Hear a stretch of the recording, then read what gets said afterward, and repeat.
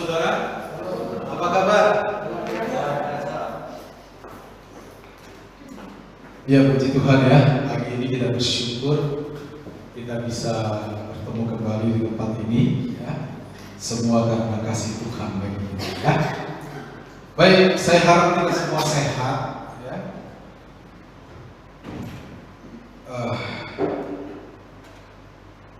Ya, pagi ini saya secara khusus akan berbicara tentang bagaimana Alkitab memberikan kepada kita semacam peneguhan supaya kita berharap dan percaya hanya kepada Tuhan saja.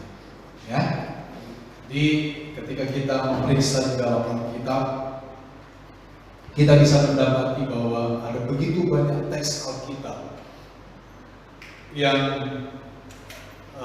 menuntun kita untuk kita bisa berharap dan percaya kepada Tuhan di masa-masa sulit seperti ini. Ya, baik. Kenapa saya berbicara tentang hal ini, saudara? Ya. Karena belakangan ini ya kita tahu sendiri ya di media ataupun di sekeliling kita, dampak dari pandemi COVID-19 ini begitu terasa. Ya, saya termasuk orang yang mengikuti ya, perkembangan dari pandemi ini, membaca di portal-portal berita, ya, sumber-sumber terpercaya. Ya, memang kita harus mengakui kenyataan bahwa pandemi ini tampaknya masih terus berlangsung, itu kenyataan. Dan kita juga harus mengakui bahwa ada dampak yang begitu signifikan, ya, yang begitu terasa, bukan hanya di Indonesia, tetapi saya pikir itu di seluruh dunia. Bisa dampak kesehatan, ya dampak ekonomi secara khusus. Ya saya mencatat, ya, saya membaca dari satu portal terpercaya bahwa dampak dari pandemi ini salah satunya adalah dampak ekonomi yang ada di Indonesia. Terjadi PHK atau pemutusan hubungan kerja besar-besaran, ya angka turis mancanegara itu sangat berkurang, bahkan untuk saat ini saya pikir sangat-sangat kecil ya turis mancanegara yang datang ke Indonesia, ya sehingga pendapatan dari sektor pariwisata itu sangat menurun. Bahkan teman saya di Bali berkata, Bali itu sekarang kayak kota mati, saudara. Bahkan kemarin ada beberapa orang bule datang ke Kuta diusir oleh penduduk setempat, ya karena memang tidak boleh. Ya, sektor-sektor kuliner tidak berjalan, sehingga saudara di mana-mana ya di Indonesia ini dampak ekonomi begitu terasa karena adanya COVID-19 ini, saudara. Ya, terjadi inflasi keuangan. Ya. Nah, selain itu, secara praktis, ya, kita dapat melihat bahwa ada keluhan di mana-mana. Ya. Ada keluhan di mana-mana. Orang-orang mengeluh, orang-orang tidak nyaman dengan keadaan ini. Orang-orang ingin segera bebas dari kondisi ini. Mereka yang terdampak secara ekonomi, mereka yang terdampak dari segi kesehatan fisik, ya, mereka mengeluh, saudara. Ya, bahkan beberapa waktu lalu, waktu diberlakukan PPKM, saudara, ya, saya melihat berita, kalau saya tidak salah di daerah Jawa Timur, ya, di Jombang atau di mana gitu, saya tidak pasti. Masyarakat sudah mengibarkan bendera putih, saudara. Itu simbol menyerah dengan keadaan terlalu sulit ya keadaan ini ya. Lalu karena keadaan semakin sulit, meningkat pula tindakan kejahatan ya, jadi ini dinamakan dengan semacam bola salju, dampak yang satu mengenai yang lain ya. Nah, kematian terjadi setiap hari. Sekarang itu kita sudah tidak begitu kaget ya kalau dengar sahabat kita meninggal, Ya, saya beberapa kali mendengar, bahkan minggu lalu, ya, ada teman suaminya masih muda, masih umur 30-an meninggal. Beberapa hari kemudian ibunya yang meninggal. Ya, sekitar 4 minggu yang lalu anaknya meninggal, hari ini masih kecil. 2 hari kemudian istrinya yang meninggal. Dan itu menghiasi media sosial kita akhir-akhir ini. Berita duka cita. Ya, tetapi itu nampaknya sudah tidak menjadi sesuatu yang mengagetkan kita. Kenapa? Karena terlalu banyak, saudara. Ya, nah ini perubahan tata sosial dalam masyarakat. Sekarang hubungan sosial di dalam masyarakat itu terasa renggang, betul ya? Terasa renggang. Yang tadinya kita bisa associate atau berkumpul, ya, satu dengan yang lain, bercanda, hahi, saudara. Sekarang hahinya bisa lewat platform apa? Zoom, WhatsApp, video call. Itu pun kalau sinyalnya bagus. Kalau pas sinyalnya nggak bagus, pas kita hahi cuma hanya, betul? Mati sinyal. Ya kan? Jadi ada banyak dampak dari COVID ini, saudara-saudara, ya. Banyak keluhan, banyak dampak ekonomi, dampak kesehatan, ya. Orang sekarang banyak yang berduka cita. Intinya, saudara-saudara, kalau kita lihat semua ini dari sudut pandang kita sebagai seorang manusia, hari ini hari yang susah. Dan kita harus akui itu. Ya. Hari ini adalah hari yang susah. Masa ini adalah masa yang sulit, saudara. Ya. Tetapi saudara, ya, sekalipun sulit, Tuhan memberikan kepada kita kepastian akan kenyataannya. Itu sebabnya tujuan dari khotbah ini, saudara-saudara, yang pertama, kita mau melihat bagaimana tokoh iman di Alkitab berespon terhadap kesulitan.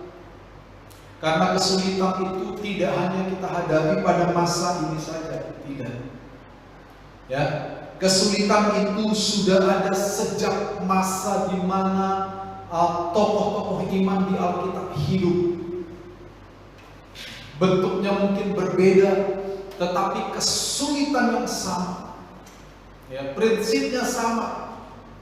Kalau kita juga belajar dari sejarah gereja, saudara, mulai abad pertama sampai dengan hari ini, gereja juga acap kali, seringkali mengalami yang namanya kesulitan. Nah, kita akan belajar dari tokoh Alkitab pagi ini, apa respon mereka terhadap kesulitan. Yang kedua, melalui khotbah ini saya rindu kita dapat mengetahui bahwa Tuhan dapat kita jadikan menjadi sandaran dan sumber pertolongan dalam masa-masa kesulitan. Artinya apa, saudara-saudara? Walaupun hari ini dunia sulit, walaupun hari ini kita mengalami kesulitan, kita tetap tahu, kita tetap sadar bahwa Tuhan bisa kita jadikan menjadi sandaran bagi kita, sumber pertolongan di masa-masa kesulitan. Dan yang terakhir, tujuan dari khotbah pagi ini adalah kita dapat mengimani bahwa hanya dengan bersandar dan berharap kepada Tuhan, kita mampu menjalani kehidupan dengan benar di hadapan. Kenapa penting, saudara-saudara? Karena seringkali manusia ketika mereka diperhadapkan dengan kesulitan, ya, walaupun tidak semua orang seperti itu, tetapi kebanyakan manusia ketika mereka diperhadapkan dengan kesulitan akan mempengaruhi sikapnya terhadap Tuhan. Ya, akan mempengaruhi sikapnya terhadap sesama, akan mempengaruhi sikapnya terhadap keadaan-keadaan yang dia alami di dalam hidupnya. Ya, seperti itu. Nah, saya rindu kita dengan bersandar dan berharap kepada Tuhan, saudara, kita tetap mampu menjalani kehidupan dengan sikap-sikap yang benar di hadapan Tuhan, baik kepada Tuhan maupun kepada sesama kita, maupun dalam menghadapi situasi kehidupan kita setiap hari. Ya. Nah, mari kita lihat satu demi satu bagaimana Alkitab berespon terhadap kesulitan. Yang pertama, saudara-saudara, kita bisa lihat di dalam Mazmur 118 ayat 8 dan 9. Ya, Mazmur 118 ayat 8 dan 9. Firman Tuhan mencatat begini, saudara. Lebih baik berlindung pada Tuhan daripada percaya kepada manusia. Lebih baik berlindung pada Tuhan daripada percaya kepada para bangsawan. Ya. Nah, ini adalah satu nyanyian ya yang ditulis oleh pemazmur.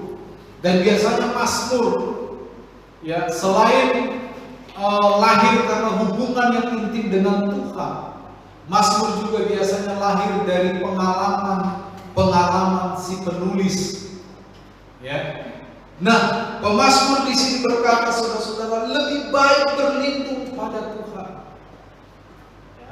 Ini kira-kira sama dengan artinya kalau harus memilih, saya lebih memilih berlindung, saya lebih memilih berharap kepada Tuhan ketimbang percaya kepada manusia. Ingat ya, ini konteksnya kesulitan.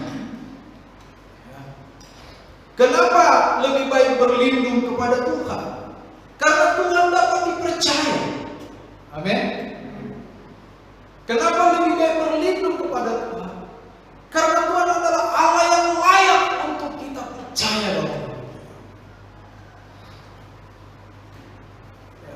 Bahkan Mazmur ini berkata lebih baik berlindung pada Tuhan daripada percaya kepada para bangsawan. Bangsawan adalah sekelompok orang yang secara umum kita tahu mereka pasti orang kaya, mereka pasti orang yang punya pengaruh, mereka pasti orang yang bisa melakukan banyak hal ketimbang orang-orang biasa. Ya. Dan firman Allah tetap berkata, walaupun demikian, di dalam kesulitan lebih baik kita percaya berlindung kepada Tuhan. Amin. Bangsawan bisa ingkar, manusia bisa ingkar, saudara.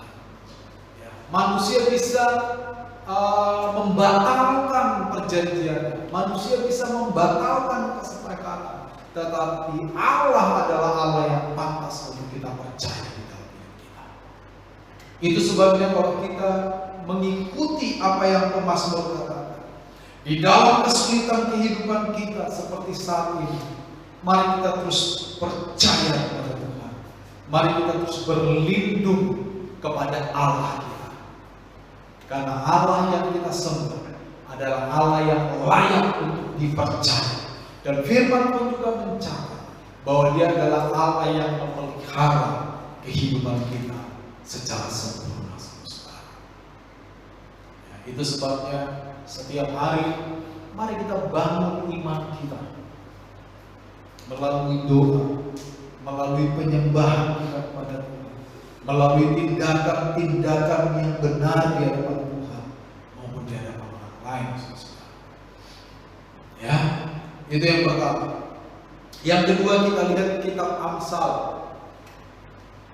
Ya, Amsal pasal 3 ayat 5. Di sana ditulis, saudara, percayalah kepada Tuhan dengan segenap hatimu dan janganlah bersandar kepada pengertianmu sendiri. Penulis kitab Amsal juga memberikan kepada kita saran yang sama. Percayalah kepada Tuhan dengan segenap hati. Ini menjadi satu prioritas di dalam kehidupan orang beriman, agar kita saudara senantiasa memiliki kondisi di mana kita bisa percaya kepada Tuhan. Dan Amsal menambahkan harus dengan segenap hati kita percaya kepada Tuhan. Dan dibandingkan dengan pengertian kita sendiri. Artinya apa?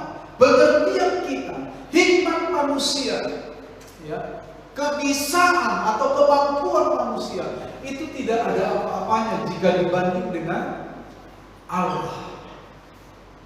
Itu sebabnya ketika dua hal ini diperhadapkan dan kita disuruh memilih, maka Amsal berkata kita harus memilih percaya kepada Tuhan. Kalau kita perluas makna dari ayat ini ya dalam hidup kita sehari-hari, bisa saja kita katakan begini, saudara. Mungkin kita punya banyak hal yang bisa kepadanya kita bersandar. Ya, mungkin kita punya sesuatu yang kita bisa bersandar kepadanya. Ya, kekayaan, uang atau apapun. Tetapi saudara-saudara, semua itu tidak bisa kita jadikan tempat sandaran kita secara permanen, secara kekal. Ada waktunya semua itu menjadi tidak berguna. Tetapi ada satu, yaitu Tuhan, yang secara kekal terus-menerus kita bisa jadikan tempat kita bersandar.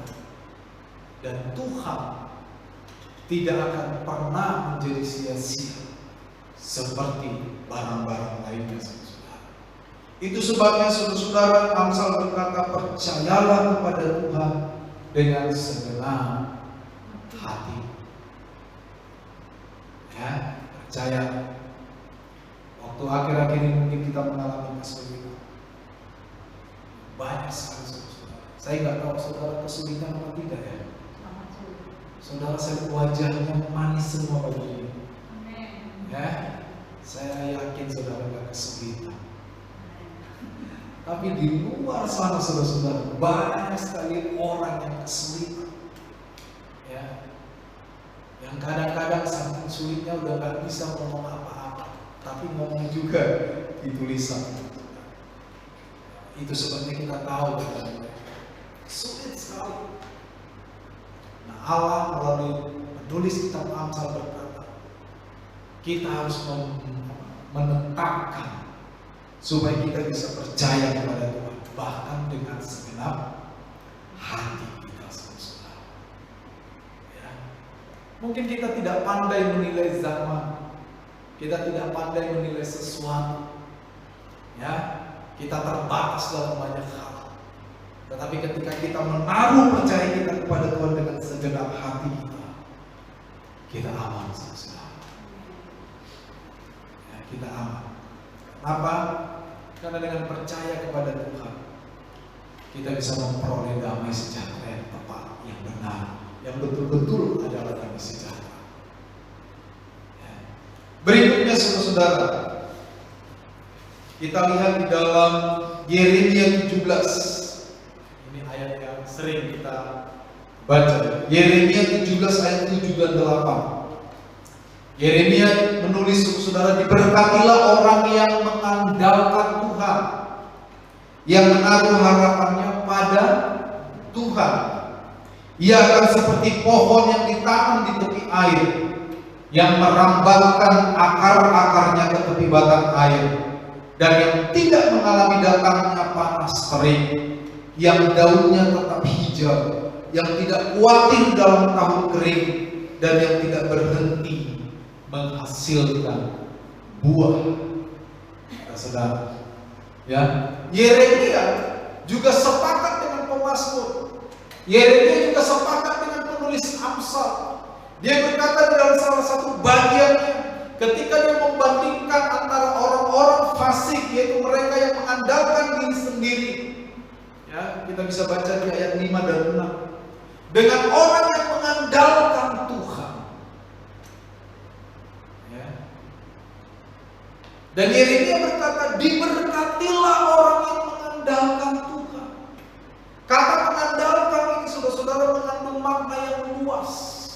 Di dalam bahasa Ibrani ditulis dengan kata Batak. Makanya saya bersyukur jadi orang Batak, saudara-saudara. Ya, makna Batak itu apa? Bersandar kepada Tuhan, itu mengandalkan, percaya, ya, tidak ragu, sama sekali tidak ragu. Dan nuansanya di dalam setiap situasi. Ya, ini sama seperti misalnya kita Saya tidak tahu apakah saudara pernah naik kereta api ya. Dulu saya sering naik kereta api dari Malang ke Blitar. Setiap Sabtu dan Minggu saya pasti lewat itu.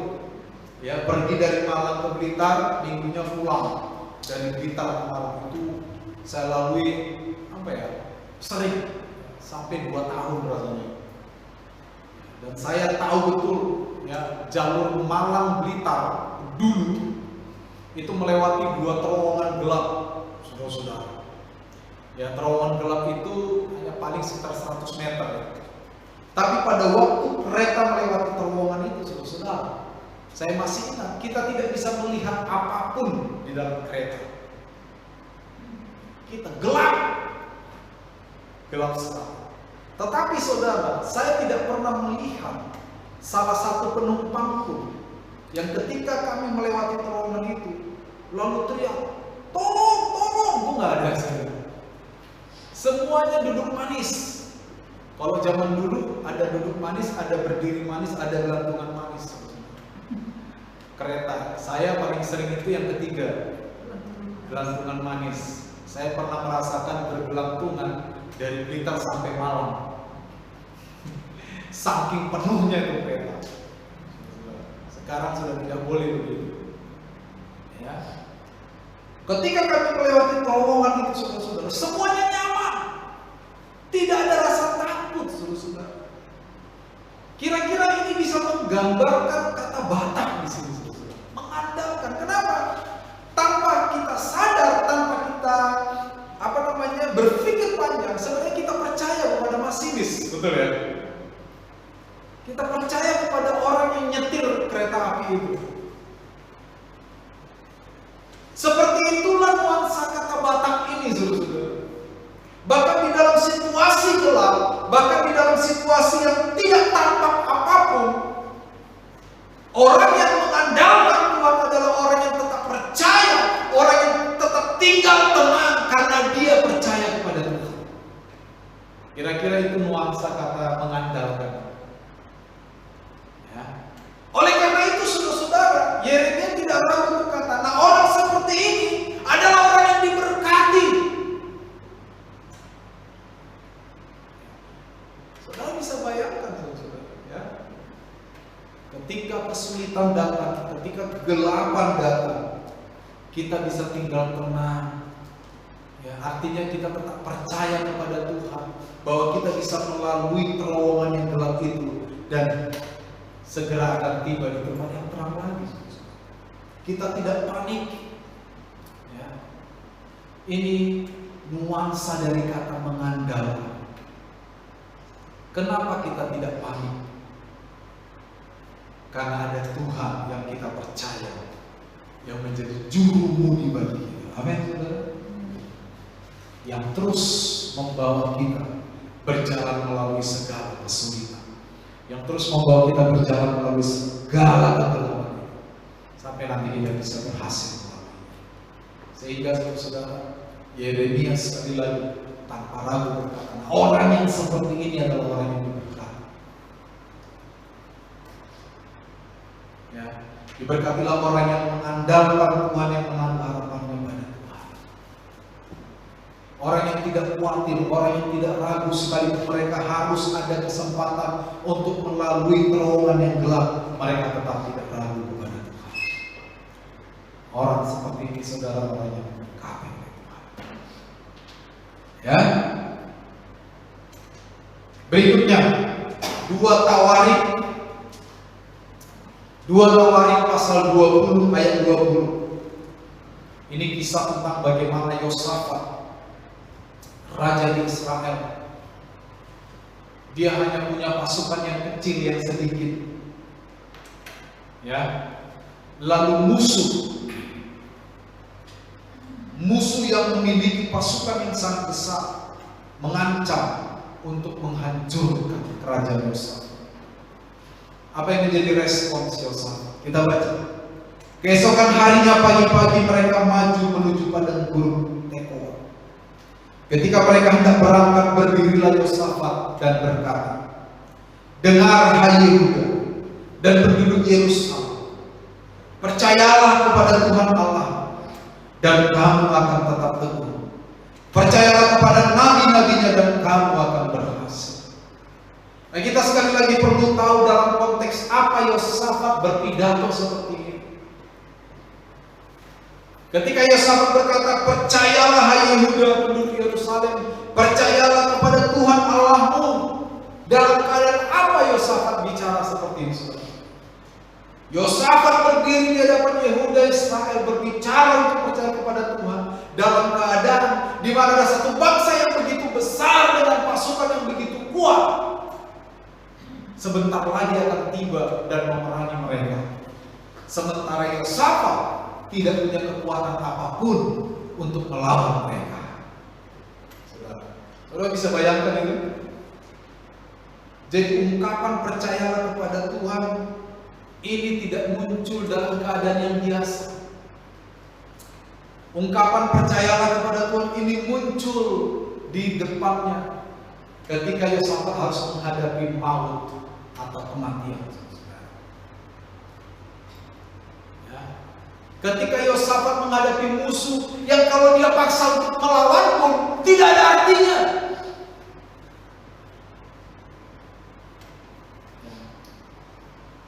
Yang ketika Yosafat seberani apapun dia menjadi seorang raja, itu tidak menjadi berarti karena di depannya ada musuh yang begitu besar, saudara. Satu bangsa yang adipuasa, yang sekali injak Israel remuk, tak berbekas. Nah, dalam kondisi ini, Yosafat berkata kepada Israel, penduduk Yerusalem, percayalah kepada Tuhan Allah. Kenapa Yosafat berbicara seperti ini? Karena Yosafat membaca sejarah dari nenek moyangnya, mulai dari Raja Daud, saudara.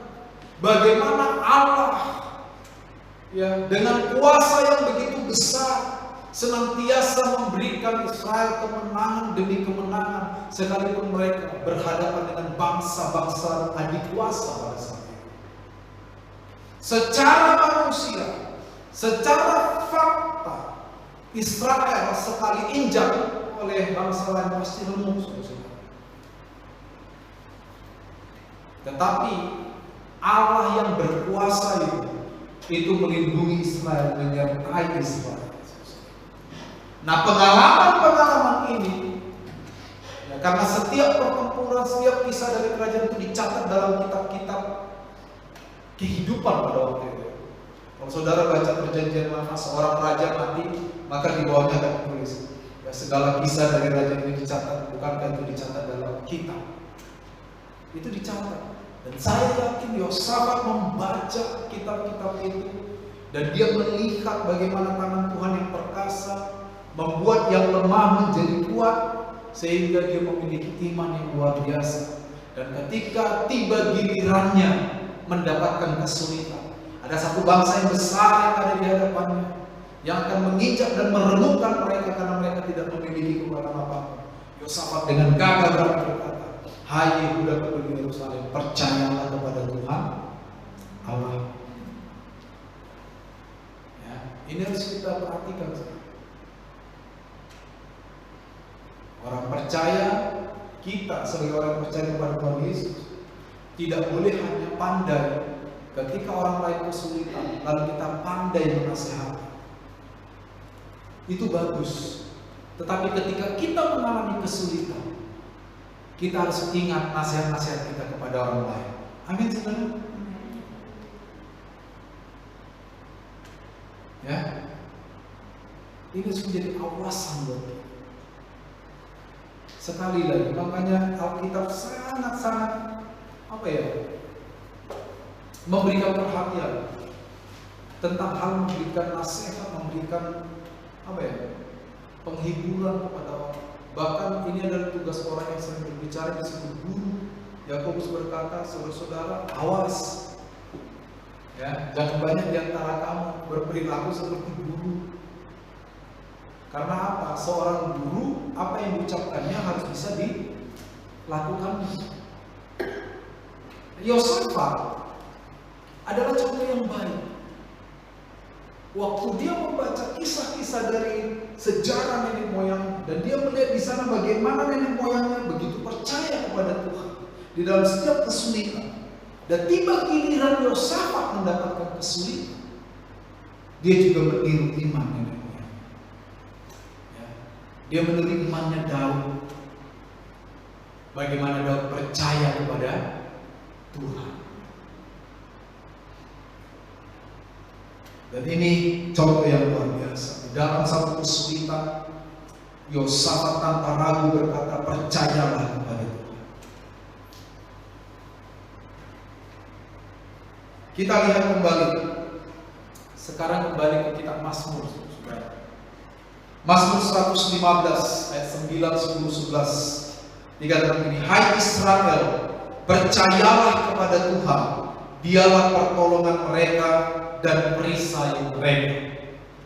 Lalu di ayat 10, hai kaum Harun, percayalah kepada Tuhan. Dialah pertolongan mereka dan perisai mereka. Di ayat 11, hai orang-orang yang takut akan Tuhan, percayalah kepada Tuhan. Dialah pertolongan mereka dan perisai mereka. Ya, ini pemazmur. Walaupun gaya bahasanya adalah gaya bahasa puisi dengan majas-majas. Ya, kalau kita lihat ayat 9 itu secara umum Israel sebagai sebuah bangsa. Oleh Tuhan dikatakan, hai Israel sebagai sebuah bangsa, kalian semua percayalah kepada Tuhan. Lalu secara khusus kepada kaum Harun, suku Lewi, orang-orang yang biasanya bekerja di rumah Tuhan, orang-orang yang tidak punya tanah warisan. Yang kalau zaman sekarang yang lain punya warisan, Harun nggak punya warisan. Ya, Harun patut khawatir nggak? Hah? Harusnya patut ya secara manusia ya. Nah, 11 suku punya warisan, punya tanah. Kaum Harun yang punya. Karena mereka, bahkan mereka diberikan tanggung jawab semuanya di baik. Tetapi kepada orang yang kemungkinan bisa khawatir ini, Tuhan bicara, hai kaum Harun, percayalah kepada Tuhan. Ya, artinya apa? Bagi Tuhan, saudara-saudara, memelihara satu kaum, memelihara seseorang, memelihara satu bangsa, itu adalah pekerjaan yang sangat mudah. Pemeliharaan Tuhan tidak bergantung kepada apa yang kau miliki. Pemeliharaan Tuhan tidak bergantung kepada apa yang kau punyai hari ini. Justru apa yang kita punyai atau apa yang kita miliki, kita harus akui bahwa itu berasal daripada Tuhan. Sehingga kita dijauhkan dari sifat tamak, dijauhkan dari sifat sombong, loba, kikir dan sebagainya. Ketika kita tahu bahwa semua itu milik Tuhan, saudara-saudara. Ya. Lalu setelah kepada kaum Harun, Tuhan berbicara kepada orang demi orang. Hai orang-orang yang takut akan Tuhan, percayalah kepada Tuhan. Nah, ini motivasi yang luar biasa, saudara, yang datang dari Tuhan sendiri, ya, yang meneguhkan kita agar kita menjadi orang yang percaya dan bersandar kepada Tuhan. Berikutnya, saudara, Yesaya juga berbicara tentang hal yang sama. Di dalam Yesaya 26 ayat 4 dikatakan, percayalah kepada Tuhan selama-lamanya. Kenapa? Sebab Tuhan Allah adalah gunung batu yang kekal. Saya sudah pernah berbicara tentang gunung batu. Gunung batu di sini berbicara tentang bahwa Allah adalah tempat perlindungan.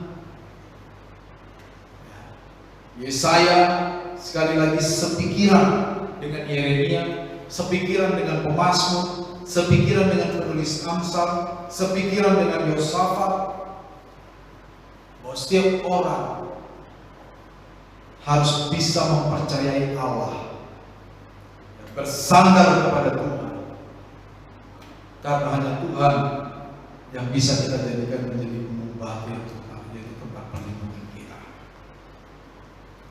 Dan terakhir, saudara, dalam perjanjian baru, Rasul Yohanes yang menulis Injil Yohanes menasihatkan para pendengarnya pada waktu itu dengan satu tulisan, janganlah gelisah hatimu, percayalah kepada Allah. Ya. Janganlah gelisah hatimu, percayalah kepada Allah. Jadi saudara-saudara, kalau kita mau simpulkan, ada satu benang merah, ada satu garis tebal di dalam perjanjian lama sampai kepada perjanjian baru tentang ide bagaimana respons kita seharusnya dalam menghadapi kesulitan. Ide besar itu adalah kita harus percaya kepada Tuhan. Kita harus percaya kepada Allah. Ini adalah ide besar yang tidak putus. Ini berkelanjutan. Dari tokoh-tokoh di dalam perjanjian lama sampai kepada tokoh-tokoh atau pemikir-pemikir di dalam perjanjian baru. Mereka semua sepakat bahwa orang yang mengaku Yesus adalah Tuhan, bahwa orang yang mengaku dia memiliki Allah, yaitu Allah yang hidup, mereka harus menaruh percayanya sebagai bukti bahwa saya punya Tuhan. Nah, ini bedanya kita dengan orang-orang yang tidak percaya kepada Tuhan yang hidup. Kalau situasi hidup kita baik-baik saja, tampaknya tidak ada yang membedakan kita. Ya. Kalau situasi hidup kita baik-baik saja, semuanya cukup, ya. Tetapi ketika situasi hidup kita menghadapi satu situasi yang sulit, penulis atau tokoh-tokoh Alkitab sudah memberikan kepada kita jalan keluar. Sesulit apapun keadaan, sesulit apapun kondisi, seberat apapun yang kamu hadapi dalam hidup, percayalah kepada Tuhan. Bersandarlah kepada Tuhan. Andalkan Tuhan dalam hidup.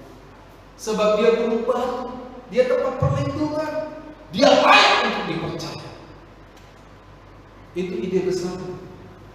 Saudara. Jadi saudara-saudara, sepulang dari tempat ini nanti, saya ingin kita menetapkan di dalam diri kita masing-masing, di dalam pikiran kita dan hati, bahwa tidak ada cara lain. Ini kita bicara secara rohani.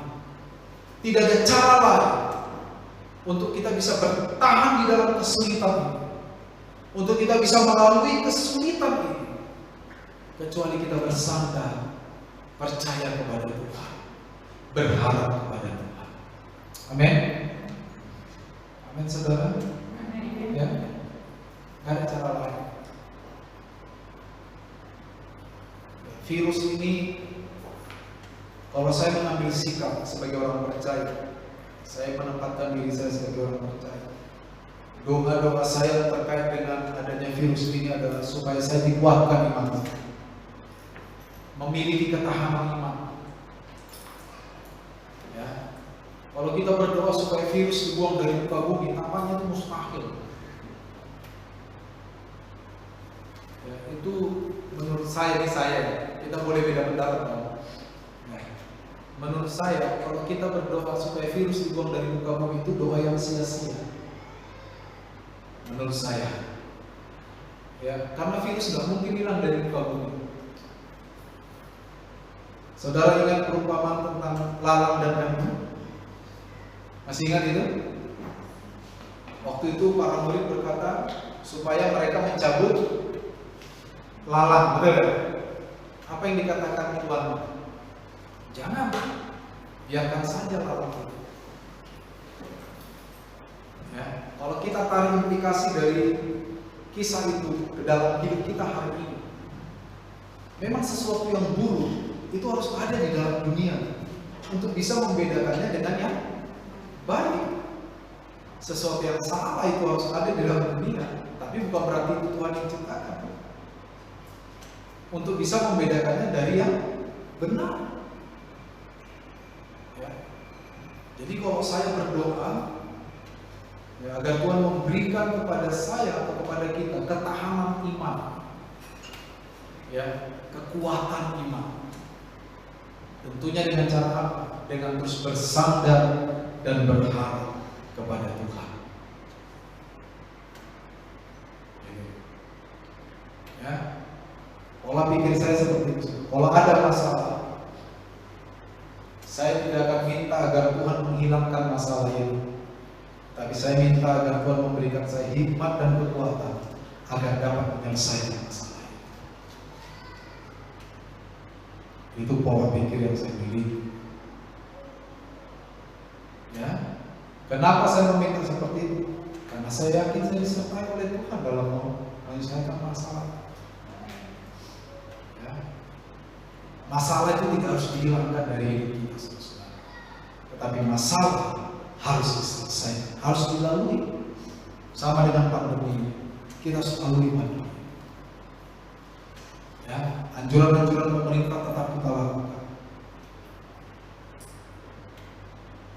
Sisi iman, kita harus percaya dan bersandar berharap pada Tuhan, sehingga kita memiliki ketahanan iman dalam menjalani hidup kita.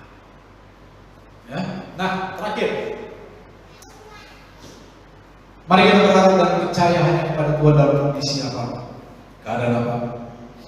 Kenapa? Karena Tuhan tidak pernah gagal, Tuhan tidak pernah salah, dan Tuhan tidak pernah keliru dalam hidup kita.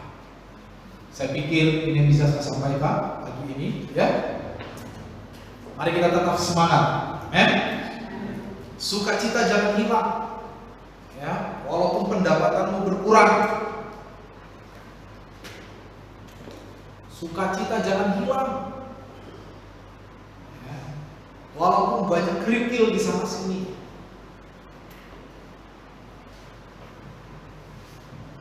Kita bisa kehilangan apapun, tapi kita tidak boleh kehilangan Tuhan. Amin. Kita tidak boleh kehilangan iman yang menjadi manifestasi adanya Tuhan di dalam hidup kita. Kita tidak boleh kehilangan yang kekal. Yang tidak kekal boleh saja hilang. Jangan sampai kita kehilangan yang kekal dalam hidup kita. Tuhan memberkati. Selamat pagi.